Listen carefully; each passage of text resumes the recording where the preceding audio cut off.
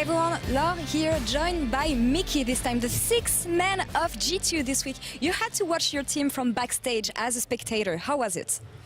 Well, it was kind of fun. It was kind of a different experience compared to usual. But it actually is a bit like nerve.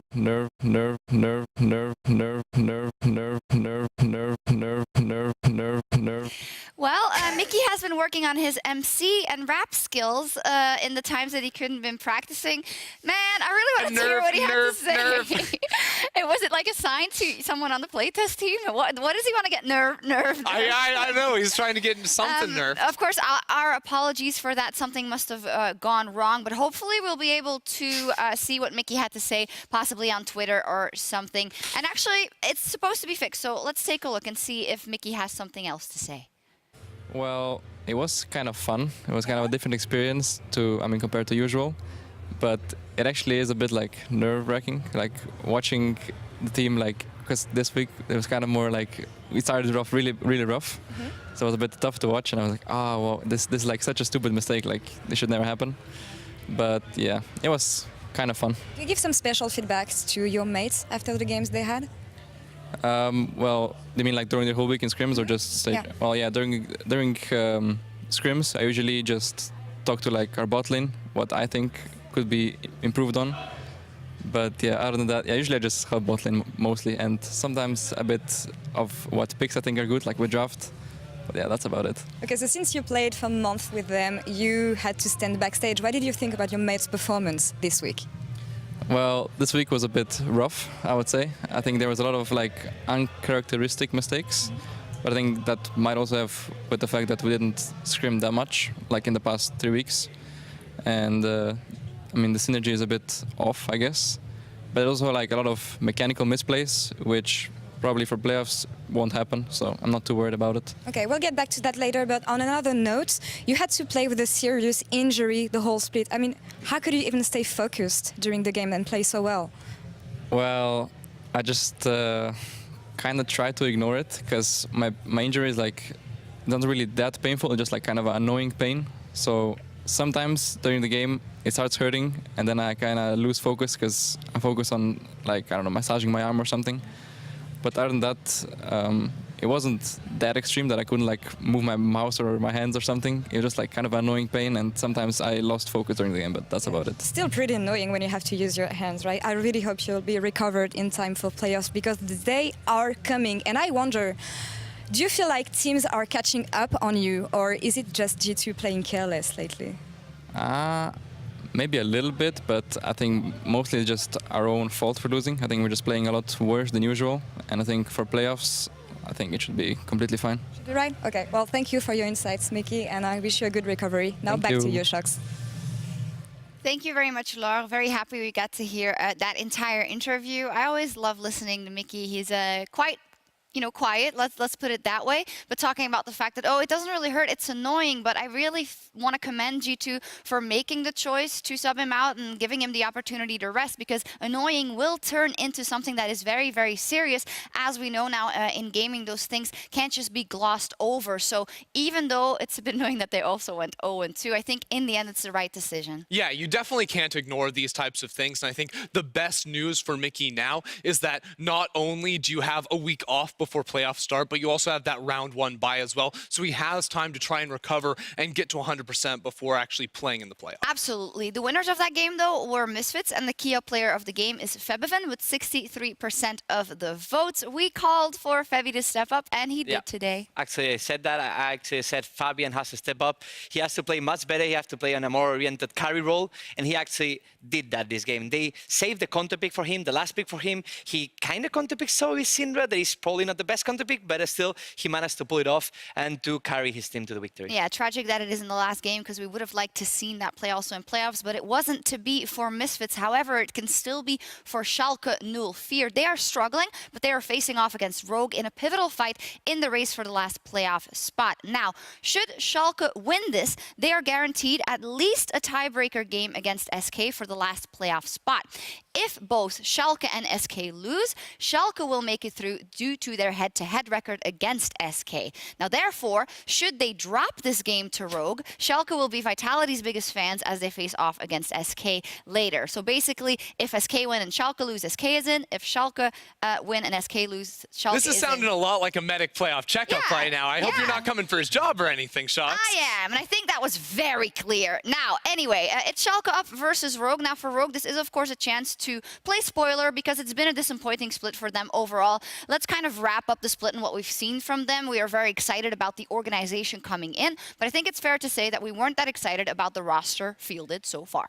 I mean, so far, when I hear about the players they were getting in, I was like, but this is not going to be a top team. Like, if they're looking to be a top squad, a new top team coming in, they should get other players, because the players they get in, I knew they're going to be maximum mid-tier of the table. There's not going to be like a top-tier new team coming, something like that. It's all a lot of old players who has been in Europe for a long time and never succeed a lot like these players have been. So I think it's fair to say that they didn't come up with like a super team or a team who maybe might go to playoffs. I think they're just a mediocre team. Yeah, a mediocre team. It looks like in the league. I would say there are players in there that have done good things in Europe. Kikis, for example, won the championship with Deed as well with G2. And Kikis, for me, is one of those guys who is still playing consistently well. Like, you can bring him from one team to another. He still had his highlight plays. And I think that might be something they can build on going into the future. I mean, if there's anything you look at on this Rogue roster and say what worked, it was Kikis, you know, playing some more off-meta jungle picks, playing a little bit faster paced inside of the jungle, and that has been good for Rogue. So going forward, I'd like to see more of that from them. Maybe they can play spoiler for Schalke's playoff race. And for Schalke, when we looked at the roster they fielded at the beginning of the year, I was honest, I was too excited either, necessarily. I thought there were a lot of good players there. I thought there were solid players there and the rookies thrown in, but I didn't necessarily expect them to start the split the way they did. And in the first couple of weeks, they were fantastic. Yeah, it was working so well for Schalke, and I think they came in with really strong teamwork, like Memento and Ignar working very well together to set up their team for success in the early game, and they went 7-1 at the start of the split. It's just since then that I feel like the other teams around them in the league have caught up and even surpassed them. Is that it? Were they just very well prepared and equipped for the first couple of weeks, but when other teams started to do the same, they fell off? I mean, at the start of the split, you can see it's Upset team. It's a team built around Upset. Put in Ignar, a successful support that was already in Europe on Misfits, going to Worlds and doing phenomenally. But then you have Abedage, a new rookie mid laner. Then you have Memento, someone who was playing on Rocket and was inconsistent. He was really regular. Some games he will pop off and he will carry the game, but other games he will not show off in the game at all. And then you have Oro Amne, who's been always a good top laner, but not the best we could see. Well, with all those factors combined, and unfortunately them falling off in the second half of the split, none of that matters if they can win their game and possible games today. So we are looking at two individuals in specific, and I don't think it's too harsh that we call them out, but Abedage and Memento need to have a strong performance today, each for their own reasons. They absolutely do, because for Abedage, this is a player that is consistently finding himself dead with a gray screen in his games, whether it's being solo killed by the enemy mid laner or just being repeat ganked by the other side. I think he needs to give more respect to his lane opponent, and the rest of the team needs to provide more vision coverage for him so that he can play a little bit more forward in lane without being punished. And on the same page. Memento is the same. Like Memento, some games he's doing the correct pathing, the correct ganks and everything, but some other games he don't do anything. You don't see him on the map. And I have to remind that I believe Schalke has been the worst team on the second part of the split. They almost didn't get a single win on this second part, and that's something you cannot expect from a team who is trying to go to playoffs on the best level possible. No, absolutely. And I also think when we look at the pedigree of the organization, the fact that this was a finalist team back in summer, they changed it around. There must still be something there to make it happen today and to make it to playoffs for Schalke. It is all on the line for them on the last day as they look to secure a massive win against Rogue. Thank you very much, Shox. Once again, it is me, Medic, and Foscuin joining me. I have changed because I spilt hot water on my front, so that's just the initial housekeeping out of the way, and we're here for Schalke up against Rogue. It's going to be a good game because Schalke have the opportunity to guarantee us at least one tiebreak game if they win. Okay, it's real talk, it's do or die. We kind of got the Misfits G2 smorgasbord out of the way, and now we get to focus entirely on our playoff contender in Schalke. And I just kind of want to echo what RNAS started on the analyst desk, because I feel the same way about it.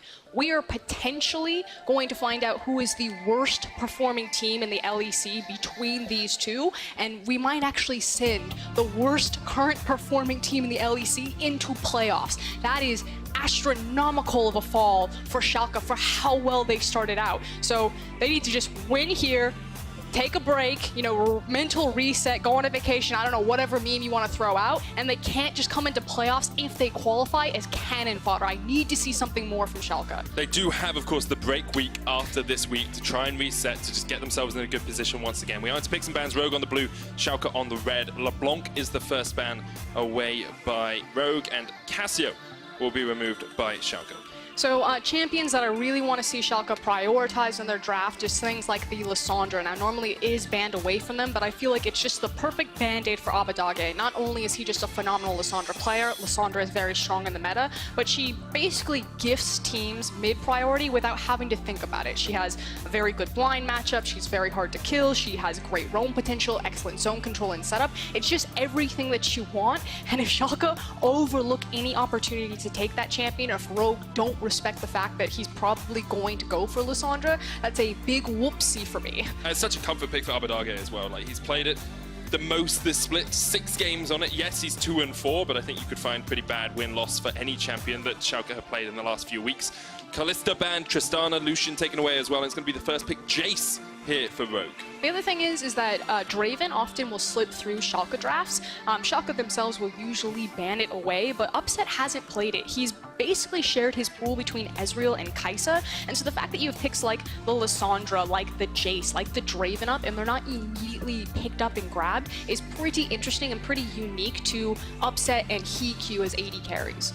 The Galio lock in, there's the Kai'Sa. You say the Draven could have been a possibility, but Kai'Sa so much stronger in terms of Upset's repertoire. We saw him got a pentakill on it last week. Of course, didn't end up winning that game, but we don't speak about the second half of that matchup. Now with the Galio, Kai'Sa locked in, there's the Ashe coming out from HeQ. It's an AD carry that's kind of been played a few times. We've seen it in LCK a few times as well, but it's not always the most effective. It's the HeQ and Wadid specialty. Just because Wadid is a phenomenal Kench player, we saw his performance with that champion at Worlds, Ashe works really well in tandem with Tahm Kench. She makes up for the fact that he doesn't get any lane priority, and then your global power, your ability to move around and play a map when you have Enchanted Crystal Arrow as well as the Abyssal Voyage is really strong. Now, I would say that that's a fine pickup if you're any team but Rogue. And Rogue as a team haven't shown that they have the shot calling without Vander or the coordination to move this combo effectively around the map. Let's see if they are able to do it this game. No Lissandra picked up in the first rotation. Yorick instead was secured to match up into the Jace we expect in the top lane.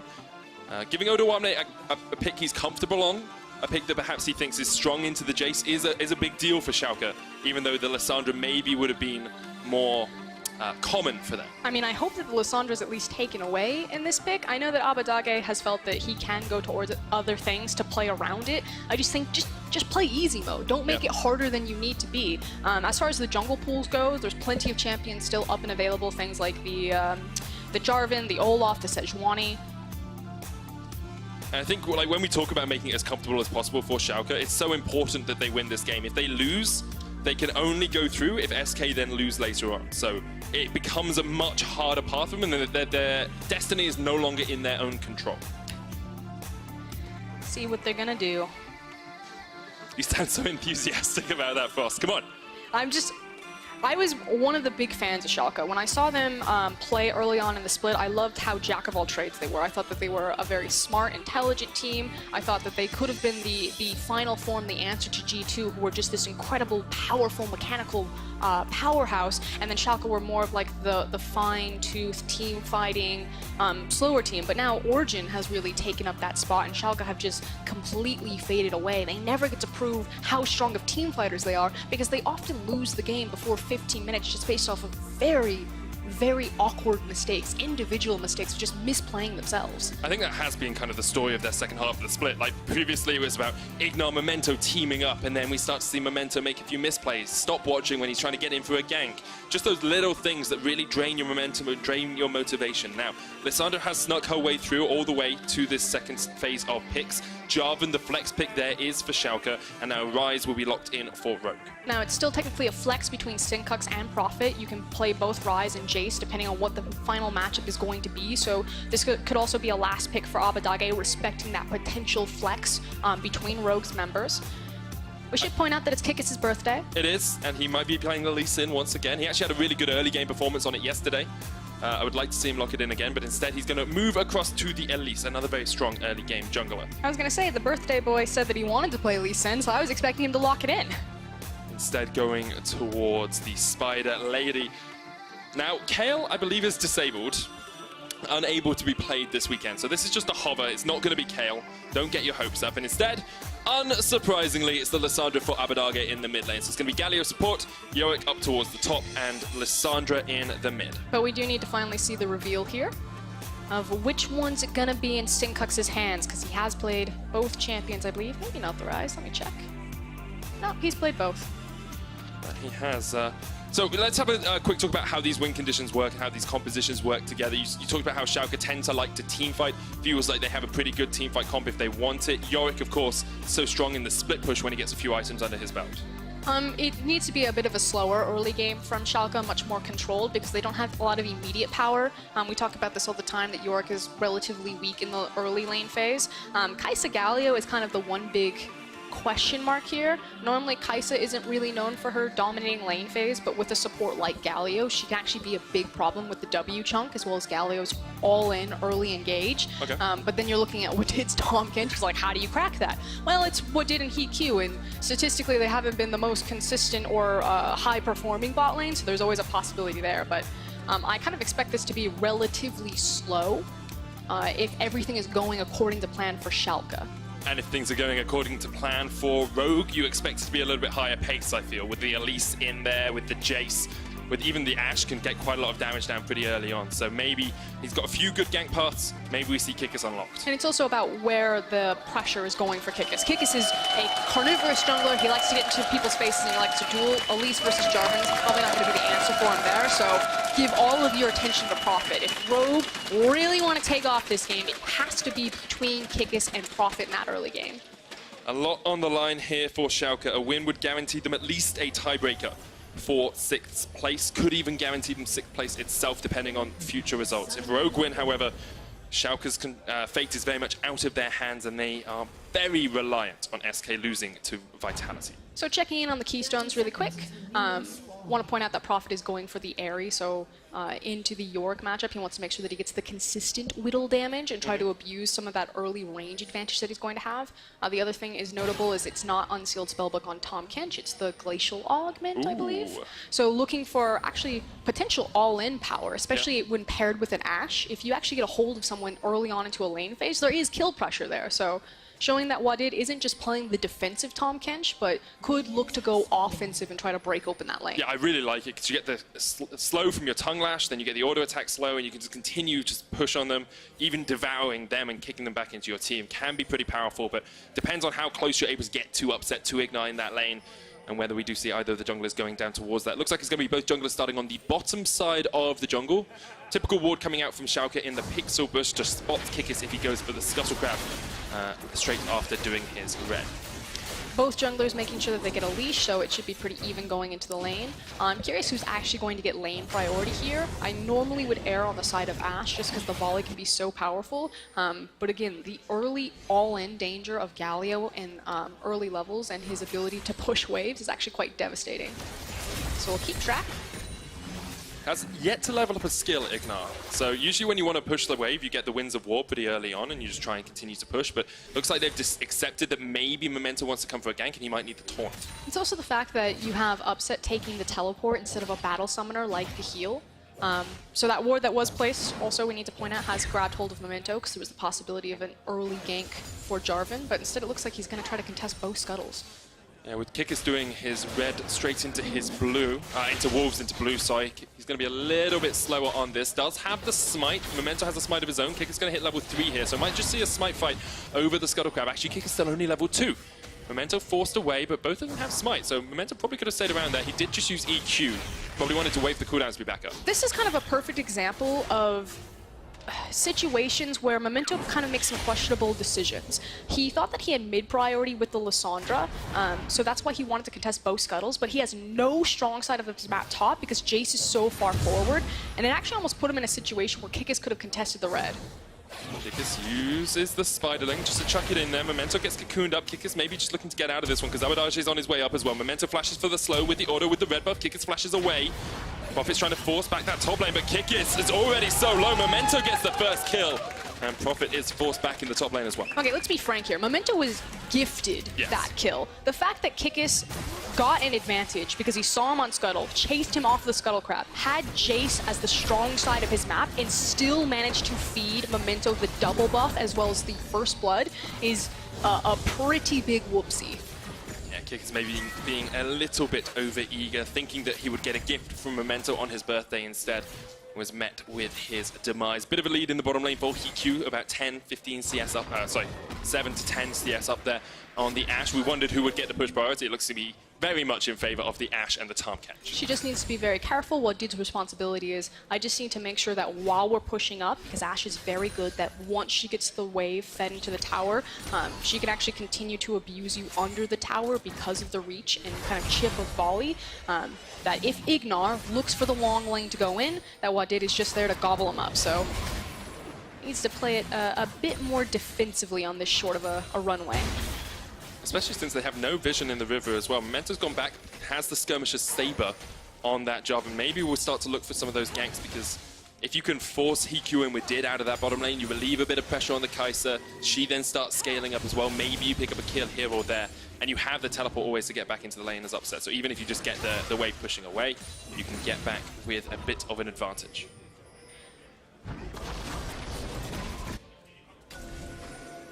Looks like Kikis is pretty adamant he wants to play around the top side of the map. It's going to be a 2v2 mid here. Glacial Path comes out with the Rune Prison, caught at Abadage before he could follow up. Memento there, Kikis. Once again, just standing on the firing line here. There's the Cocoon, seconds in with the chase, but Memento can EQ away. Abadage lands a good Ring of Frost to get the double slow. He's caught up in the Rune Prison as well. Kikis still on the chase. Abadage has to flash away. And it's just Summoner's burnt in the mid lane. Also good response from Wadid to make his back come in. He immediately walks it towards the mid lane. So heads up play from Abadage and Memento to say, let's just burn the flash. Let's not try to tango with this too much. But now that Jarvan's been chunked out and sent back, this is a potential dive threat, knowing that there's no jungle assistance. Dark Procession comes out. Abadage caught in the mid lane, though. Can't get away with the Glacial Path once again. The Senkers will take him out.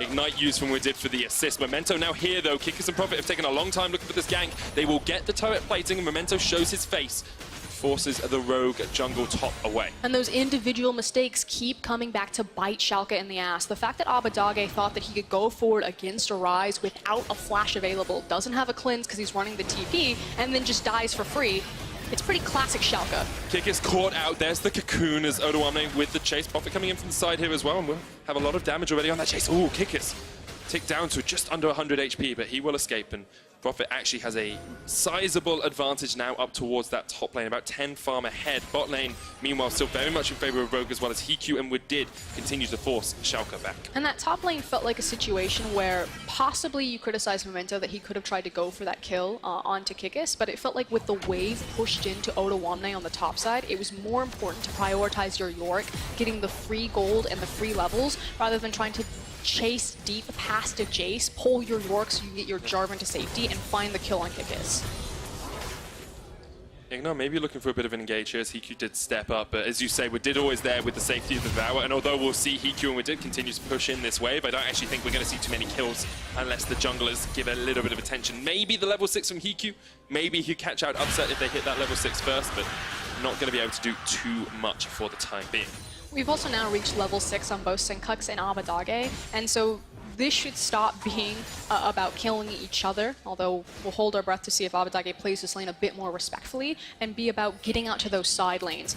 Both teams have so many tools in their composition, whether it's the Ash Arrow, whether it's the Galio ult, that all they need is one of these mid laners to get the first rotation and then start opening up this map with some plays. We'll see who is able to get that rotation first. Abadage dying in the early game has been a story of his splits, actually sitting at 39 deaths this split in the LEC. It's third of all mid laners, and has 12 ISO deaths as well, isolated deaths where his teammate isn't around. Sometimes just really struggles to play through the early game by himself. You just need to have the experience as a rookie to recognize that, you know, on a stage like this, you need to respect your opponents if they're going to take more opportunities that you're probably not used to taking. And I think people have started to realize that although Lissandra is a comfort pick for him, you can sort of isolate him, pressure him in the early game, really push him back. This is good stuff from Schalke. They got a bit of a push in the bottom lane, were able to sneak away the Ocean Drake at 8 minutes in, so they are still finding a few advantages, but once again, we see Kikis just spending his time around the mid lane, around the top side of the map, that he knows that's where his team is strongest. Yeah, Kikis just needs to isolate this, so hold that. Yeah, arrow was used, but it's only going to hit onto Ignar. Talks about the possible level 6 potential, but Upset not being caught means they're not going to get too much. But they still have full control over here. So again, Kikis just needs to isolate this. He's getting tons of plates onto Jace's pocket. It's just Ninja Tabi versus the Serrated Dirk and double Dorans from Prophet. So he is all in on just being a super pain to this Yorick up here. And as long as Kikis can just keep Prophet abusing Odo, forced underneath his tower, he's happy. He doesn't have to force that up there. So is the intention just to continue keeping them in the lane for as long as possible, get as many placings as possible here for Rogue, and then when you open up the map, maybe you can do a little bit more? Oh, hold on.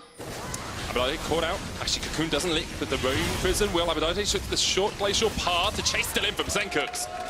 And once again, an isolated death for the Schalke mid lane. Didn't even need to connect the Cocoon right there. The Rise was enough.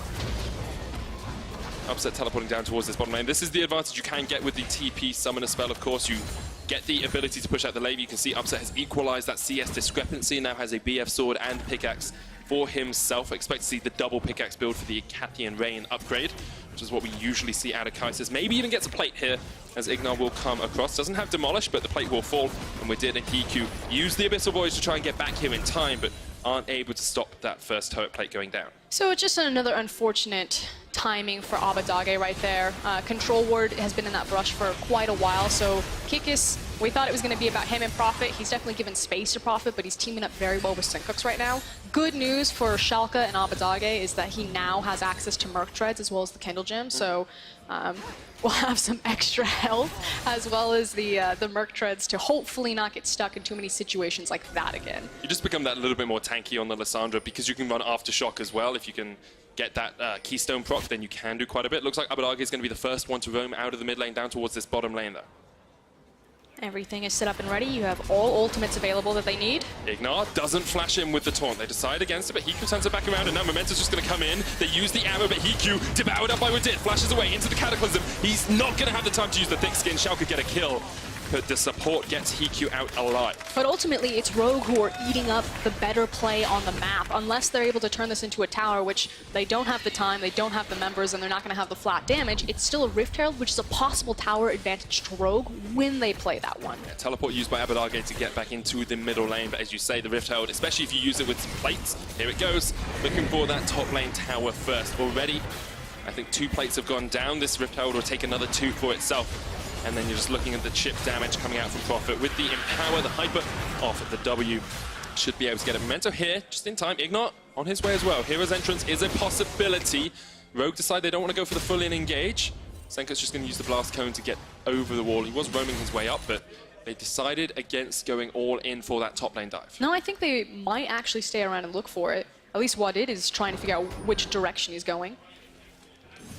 Well, at least it's still there. Actually looks like they go for the engage onto Odoamne. Kikis just waited in the bush. Odoamne steps a little bit too far, and you have to think that's going to be the first tower falling in the top lane. It's a 2,000 gold lead for Rogue. With that turret, will be about 2.5. And it's the fact that Jace was the huge benefactor of getting all of those plates. This guy is so fed on this back, he's going to have ridiculous items. So it wasn't about camping Prophet's lane, it was about isolating it. He has done his job, he sufficiently punished Odoamne, and now Jace is online and ready to go. So Rogue, you got your power window, now you got to abuse it and use it. See, the Yumu's Ghostblade already completed, the Ninja Tabi as well as a 24 CS lead for Profit. We're only 12 minutes in. Now they can rotate that Jace around. It's the reason we see him banned so often, the reason he's a power pick for our teams. We did force out a little bit here down towards the bottom side, but not going to take too much damage as he can just heal up with a bit of that thick skin. Ocean Drake on the cards in 34 seconds, but the question is now where Profit goes. Do you bring him mid or do you just keep trying to push in that split push role? I think you're always going to be cheating between the top and the mid lane wave. As you called it earlier, it was Kikis hanging around to the brush, waits until Odoamne thinks the 1v1, wants to go aggressive. Yeah. Surprise! 2v1. Odo even burnt his flash at the end there though, so we might see that come back to bite him as Profit can just continue to push him back in the lane. Schalke trying to do something towards the bottom side of the map as they do have a little bit of an opening. Memento lands the smite, the frozen tomb comes out and actually looks like Kikis just overextended there. Went for the smite fight, wasn't in range of the Tahm Kench, so couldn't be gobbled up to safety. And I really like the fact that Schalke is still playing around the strong side of the map, which is their bottom side. And yes, Odo has kind of been left on this island and he's just like, absorb it, survive the chase, staunch the bleeding up there, and then are continuing to make plays or find picks. It's just unfortunate that it's not transitioning into anything. You know, when Rogue are finding picks and kills, it transitions into turret plates or a tower itself or a Rift Herald. When Schalke are finding it, it's just kill gold. Memento coming in here, there's a Hero's Entrance as well. Second's going to flash away, but the chase is on. Abenage there, the taunt comes out. It's another good kill for Schalke. You can see Profit trying to rotate down, trying to do something with that mid lane tower. But Rogue pay for it with a life, and Schalke now can start to chip away at the turret for themselves. Here comes Jace, though, for the flank. Oh, ammo lands. Abenage doesn't have the flash. Gets caught in the CC chain. Kikis gets the kill. That's good stuff from Rogue to answer the mid lane pressure. I don't know if it's autopiloting, but to lose track, like there's clearly communication problems from Schalke there. You don't know where the bot lane is. They've walked into Fog of War. Memento has returned to his jungle. Why is Abenage stepping forward and trying to push that tower?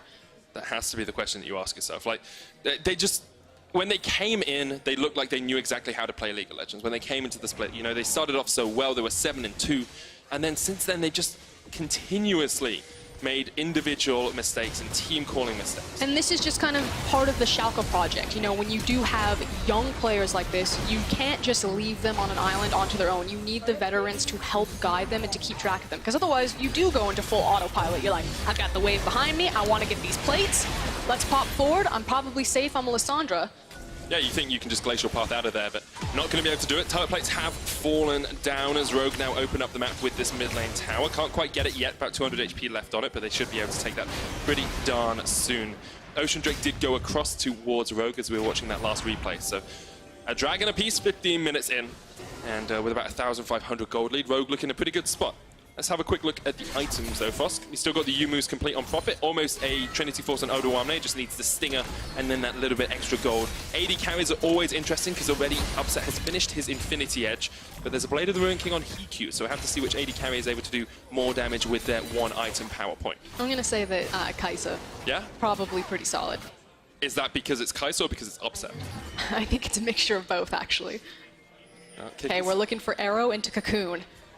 Also looking for Memento, because he is by that tower. Now he's been spotted out, and immediately Kikis says, no, no, maybe. The Cocoon doesn't connect. Memento just walks straight to the lane, trying to push it out with his team. Tower's going to fall in the mid lane, and Schalke, with the pressure they got down bot, not really going to do too much. I mean, they cleared a wave. That's a thing. So, Abenage is now paying the price for the top lane sends, and the fact that Jace has been unlocked. He's trying to teleport out. He might get out here. Seconds use the realm warp. He escapes!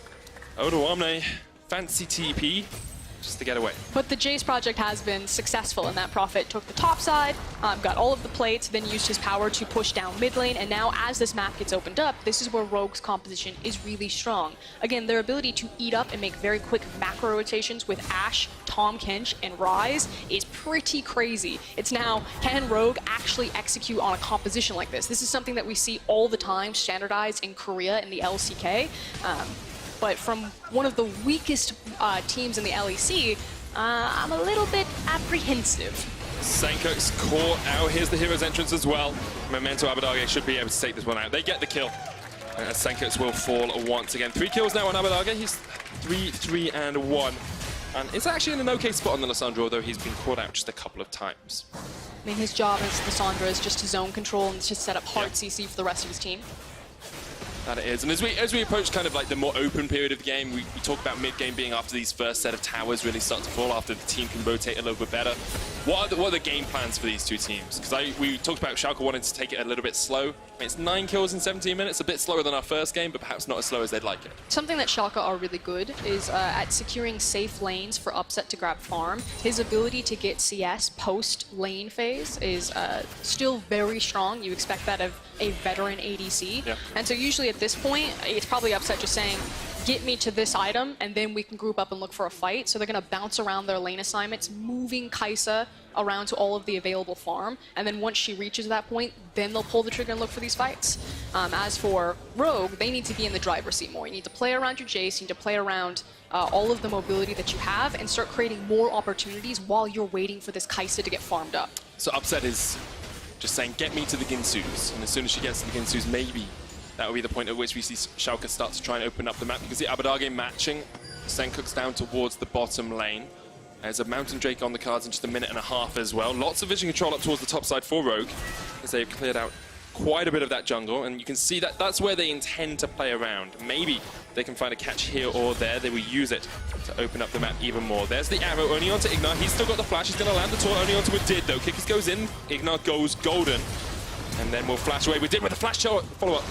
He did get the stun off with the tongue lash, but Ignar had already procced the Justice Punch and can't be CC'd as that happens. And unfortunately, that's a lot of cooldowns and a lot of time burn from Rogue. And again, Schalke then just get to absorb all of that pressure, get the necessary farm on the carries like the Kai'Sa, like the York, and tick ever so closer to those item breakpoints that they need before they can start taking over the game.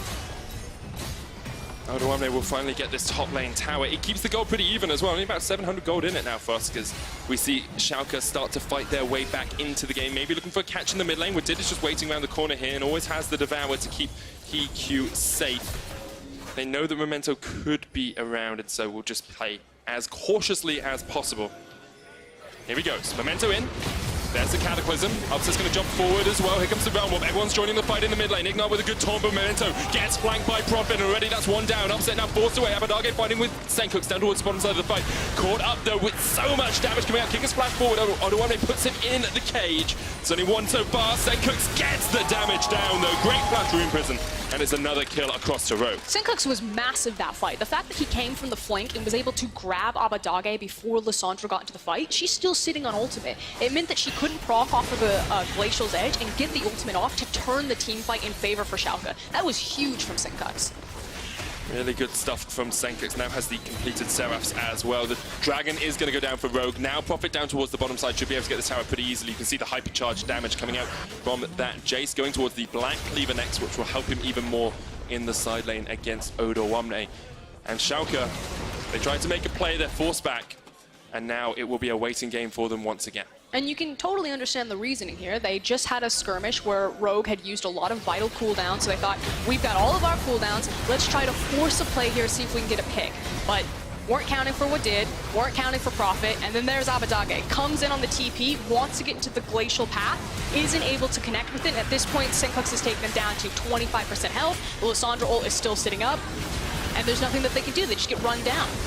Senkuk's flashing forward with the Rune Prison onto W9D2 as well, just keeping people in exactly the right position for Rogue to find the picks. And now Rogue grouped up as 4 players up towards the top side of the map. Gonna get Baron control, gonna get vision control around it. Keep Profit off in a side lane if you want, although he doesn't have the TP, so maybe they want to keep him a little bit closer to the team. And now we do need to start having this discussion. Oh, perfect. Never perfect. Gives us time to have the discussion you want to have, though. The discussion about Jace versus York in the side lane, I think everyone knows that eventually York is just going to be a terror right there. But what's interesting is that it feels like Jace is no longer just kind of this 2-item, 3-item, and then falls off. He can compete and have kill pressure in the side lane. Yep. The problem is that you almost have to allow him to kill you. Okay. When it's the York-Jace matchup, I don't expect any kills to happen there. Not that there couldn't be kills, just that it's very hard in those extended lanes that at a certain point, if York's like, I don't want to fight this, just throws up the cage and walks away from him. And that's what I think is really frustrating now about how that matchup has evolved versus, you know, there's never you know, there's never going to be a point where Jace can do anything to Yorick. Yeah. No, he will be able to, but Yorick has to allow it. Yeah, if Yorick plays it properly, he shouldn't be dying in the lane, but Jace can force him out of the lane and then try and use that pressure to do things on the rest of the map. Now, W9D2 is the one who has paused. I'm sure we'll find out exactly what is going on with the Schalke pause in a second. Of course, apologies for it, but we'll get it sorted. We want the players, especially in such a high-stakes match, to be at optimum capacity. As a reminder for everyone, if Schalke do lose this game, their fate is out of their hands and they are relying on Vitality beating SK in the next game for them to get a playoff spot. Sorry, I was talking to my producer. Oh, good job. That's fine. No, I gave some stakes. Oh, okay. I said, guys, if Schalke lose, they then need I was like, I could try to play this off, SK. Medic, and I could pretend like I was listening to you, but I wasn't. I'm sorry. It's okay. I think there's a lot of people at home who would share the sentiment at times, Swaskia. I'm so sorry, Medic. That's okay.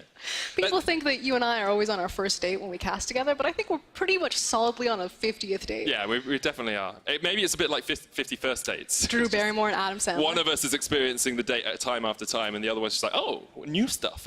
As a note, Upset had an eye issue. He got some tissues, and now he is good to go, which is why we're back on into the action. So thankfully, that was sorted out in just a... It was sort of lickety-split. That's a very English saying. I don't think you guys have that in America, do you? I think you said yesterday there's no flippin' way that they do that to them, and I was like, that is such an English saying. Well, it's also because I did not want to swear as Abadage gets caught out with the Rune Prison. There's a hero's entrance, though, straight into the Frozen Tomb. He's going to heal up. Here's the teleport, and you can see Senkux pops the Realm Warp to try and get Kikis out. He will. Senkux not in the Realm Warp meant that Kikis could escape because Senkux couldn't be CC'd. And now Rogue can make plays on the other side of the map. Unfortunately, there's nothing for Rogue to make the play over. Maybe they make the rotation onto Yorick. Straight into the cage.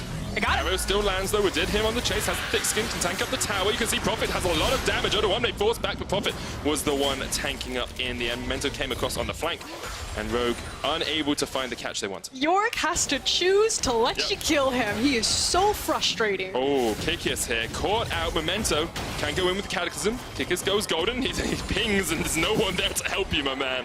You are done for. Upset gets his first kill of the game on the Kai'Sa. Yeah, unfortunately, just caught out. We'll see how... they definitely won't do Baron. Definitely don't do that.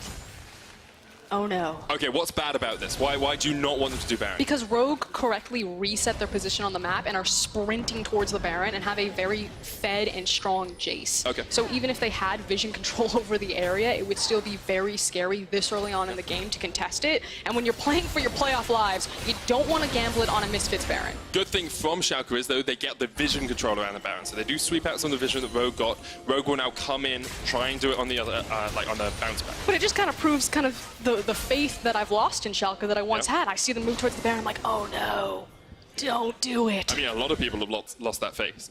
They've won one game in the second half of the split. It has been a brutal fall from grace, and I had so many segments. I was so aboard the Schalke train. I was like, these guys went to the finals. This roster is so underrated. Upset's the best ADC. They can do it.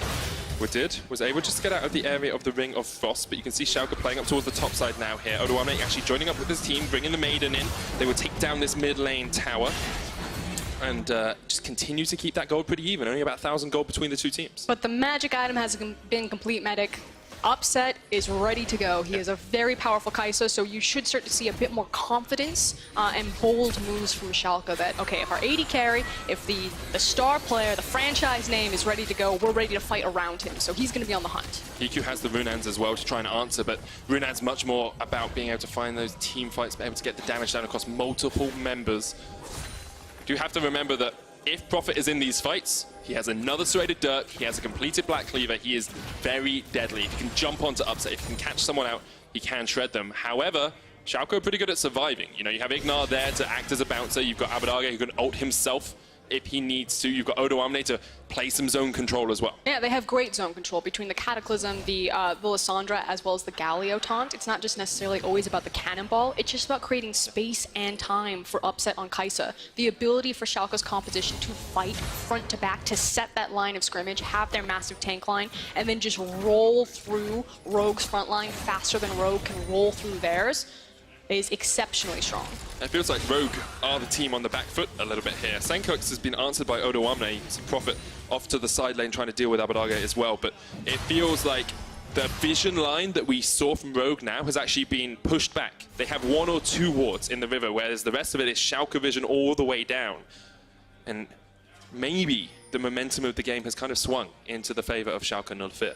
I would agree with that. We talked about the big power window that they have with Prophet to try to make as much ground as possible with this Jace. And don't get me wrong, Prophet's still strong on the Jace and the isolated skirmishes, but Schalke at this point in the game don't want to play the isolated skirmishes. They want to play the 1-4, maybe a 1-3-1 occasionally, but they're looking to group up and to start forcing big fights.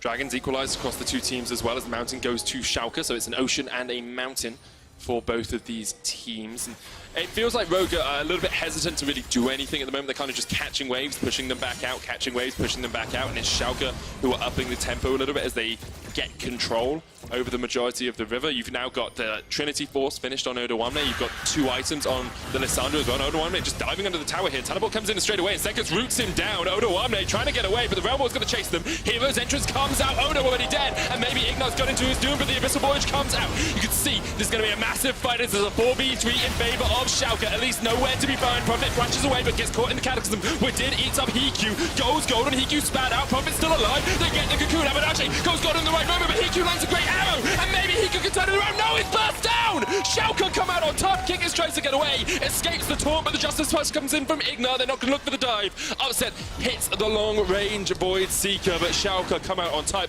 and take down the tower. Very messy, very back and forth fight, but even without Odawamne to start that one off, Schalke managed to win.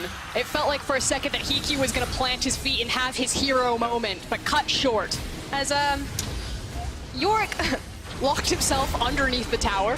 Not a great position to be, so Odo basically just gives that one away for free to start the fight, but Schalke like, yeah, you know, our composition, we can still force this, guys. You can see, like, Widin does everything he can to try and get Hiku out, and this is the moment I think Hiku's got it. You know, he melts through Abadage, steps forward, but immediately Upset actually gets on the front line with Abadage and is able to get the damage down with that plasma to kill off the enemy AD carry. And Schalke now come out 1,500 gold ahead. Maybe that was the kind of skirmishy team fight they needed to really take control of this game. I mean, they've been trying to force Rogue to fight them for a while now, and each time that they do catch them, it's always on Rogue's tables. You know, it's Rogue who are approaching Schalke, and the Schalke are like, okay, if you want to dance, let's tango. 2,000 gold lead between the AD carries now as Upset finishes his QSS, so if he's ever caught out by an arrow, by a Cocoon, by a Rune Prison, he is able to escape now. It looks like Schalke might be just setting up for the Baron. They know that Senkux is in a side lane. They'll clear out the far side alteration. They go back in. They're starting it up. They have a Kaisa as well as a Mountain Dragon. They'll shred through Baron. And they're going to TP in as well, just for the safety. I don't think Rogue really have any idea that this is happening. Good call from Schalke. The arrow lands, but only onto Odawamne. The Baron will go down, and Rogue too slow to answer. Good call from Schalke to secure themselves a Baron at 28 minutes into the game. Also, shout out to Ignar, excellent zone. He didn't necessarily need to use it right there, but recognizing what his responsibility was in the Baron setup was off towards the mid lane brush. So if they did walk in, he was ready for the taunt. Remember, if Schalke win this, we are guaranteed a tiebreaker at the end of the day. Doesn't have to actually be a tiebreaker in which Schalke compete, but we will have at least one game to play. And the question is, can Rogue find a way to fight back from this? Because you've got a Kaiser who scales incredibly well, already at 4-0-2. Infinity Edge, Runan's complete as well. Hiku hasn't been consistent in showing us that he can really fight these late game team fights incredibly effectively. Maybe Rogue will just look for a catch in the side lane. They do have the Realm Warp here. They're going to go in. Prophet joining up, Odawamne. Well, he just puts down the Dark Procession and all members of Rogue are forced away. Good stuff from the top laner from Schalke, and now Schalke know that they have the advantage in this mid lane, can push forward for the tower. This is going to be a huge loss for Rogue. They know that there's 3 members, like you said, so they're going to be able to just walk this one for free down the mid lane. At least an inhibitor tower here in the mid lane, you have to feel. You can see Abadage up towards the top side is pushing for these tier 2 in the top lane as well. That will fall pretty quickly to the double cannon wave. Schalke not going to overextend for the inhib, but they will get 3 towers off of that play. A 5,000 gold lead for them as well. The unfortunate reality of a play like that for Rogue is it's so medium reward, high risk. Yeah. If you do kill the Yorick there, what? You get some damage on the tower, but you're competing against Baron running down your mid lane. So if that gets fumbled any harder, you could essentially just lose the game there. All that would have needed to happen is one person dies, really, and then you can just push in the mid lane. Or they just decide to hard engage on Q and WD that they've been doing the entire game, and then suddenly no one is there to defend your base. And it's just kind of, you know, if you really want to examine where things are going wrong for Rogue, it is in a lot of these playmaking decisions. It felt like when Vander was on the team that it was a bit clearer, but... They have some time after this day to think about, to reevaluate, to strategize for how they are going to be able to play in the summer split. Of course, not in playoffs, eliminated a couple of weeks ago. Schalke now trying to push in all 3 lanes with this Baron buff. Still a minute remaining on it. W9D2 can just force forward the lane in the bottom wave, and mid lane coming in as well. Tower just slowly chipped away at Prophet. Not really able to deal with W9D2 in that pure 1v1 anymore. The rest of his team's coming across, but that inhib is the target for Schalke in the mid lane, and they will get it pretty darn easily. 31 minutes in, they've totally broken open the base of Rogue. Yeah, their base is just being smothered. Expertly done by Schalke to feed all of the lanes in simultaneously, so maximizing their use of this Baron. And it is a single trigger pull away from being a possible end game, but I'm actually curious how emboldened Schalke is going to feel if they feel confident right now that, okay, we can force this end, or if they're just going to play it very slow and very calculated, since so much is on the line. There's too much on the line for them to really just go for the 50-50 play. Even if they lost the 50-50 though, they wouldn't lose the game off it, right? They may say, okay, we can be a little bit more brave, a little bit more courageous and force a fight, but instead waiting for the next waves to come in. They just want this second inhibitor out of it. Upset across here. Rogue maybe looking for a trigger to pull. They have the Enchanted Crystal Arrow, but Schalke, they're not going to force it. They just get the second in here, they back off. They know there's another Dragon on the cards pretty soon. Right, it's already up for them if they want it, so they can reset and then go for that top lane push. Do it by the numbers, Schalke. Your playoff hopes rely on you winning this game. Yeah, just spend all of the free gold that they got. Like you said, pick up the free Mountain Dragon, and if they really want to, wait until the next Baron. But I want the team to play a bit more emboldened. I feel like one of the issues for Schalke is that they've lost a lot of confidence recently. So, but is this the moment to have confidence? Like the thing for Schalke is there's a possibility they play a tiebreaker game against SK later today. And yes, you want some momentum and confidence coming into that. But is forcing a big mechanical team fight against Rogue the way you get that confidence? Or is it just win the game? It's a very low risk, high reward play, because if you force that team fight in the base, because there's nothing for Rogue that even if they ace you there would get back outside of the shutdown bonuses. It's not like they can run to a Baron. It's not like they would run it up through all of those towers in the mid lane. It's like, why not take it? Yeah. That does make sense. Justice Punch used by Ignite to get away. Kikis misses the cocoon, and Upset's going to turn it back around. Momentum forced away by Prophet, but Upset jumps forward. Kikis goes golden. You can see the taunt coming out from Ignite, the TP as well. The taunt lands onto Elise. Widid flashes away, but the Cataclysm comes down, and there's the hero's entrance as well. Widid's going to be sacrificed for saving his jungler. Widid will fall, and now Schalke maybe just look for the push. 4v5. They can just go for the end. Instead, they will go to the top wave. They'll catch that, and they'll push in for this final in-hit. The only problem is they expended so many cooldowns and trying to pick up just the support right there. Maybe if they had grabbed someone like the Jace or the Ryze, or maybe someone a bit more fundamental to their wave clear, they would have tried to just run it in through the mid lane, but I don't mind this call right now.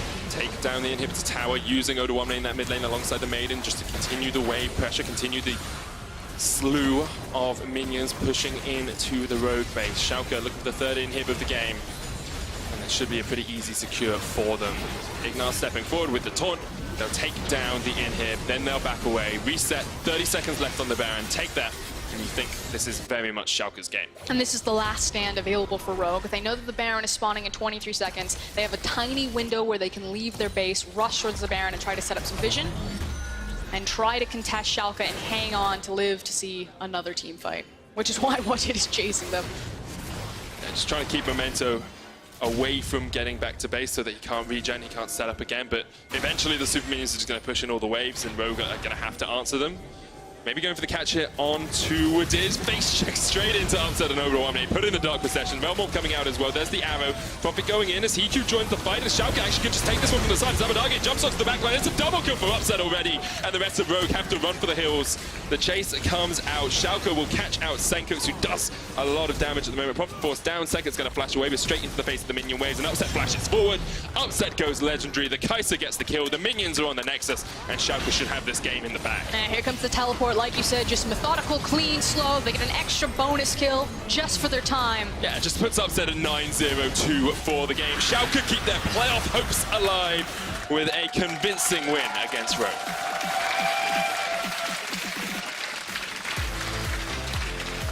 But it's not over yet. No. We are guaranteed a tiebreaker though, Frosk. And I know how much European fans love their ties. No, but we do love League of Legends, so more League of Legends I'm always going to be a fan of. The good thing for Schalke is they know that they at least have one more game to play to determine their playoff lives, right? They are at least going to have a tiebreaker for that 6th spot. Even if SK win, they will have a tiebreaker. And it makes it just a lot more secure for them. They can be pretty happy with that performance, a weak early game, but they were able to slow it down, keep the tempo where they wanted, and then fight back when they saw their opportunities. And still showing that they are strong once they're grouped up as a 5-man unit. Unfortunately for Rogue, though, the journey has ended for playoffs, but their spring split project ends here. It does. But the good thing about long-term partnerships is it's a long-term project sometimes. You have to work out what works for you. You have to find the best player coordination that works for you as well. You know, we've seen we didn't profit in, we've seen Vandervin, we've seen Finn. Maybe a little bit more experimentation in the off-season will give Rogue a newfound life coming into summer. We know that they've got rookies like Larson sitting on their ERL team. Very good player, it's Larson. I hear Watched a him lot of hype. In the Challenger Series. For anyone who is still intrigued by the possibility of 3 tiebreaker games, the most tiebreaker games we can have, that is still an option. If you look at your folder sheet, it's number 19, scenario 19. You need SK, OG, and Splice to win the remaining 3 games of the day.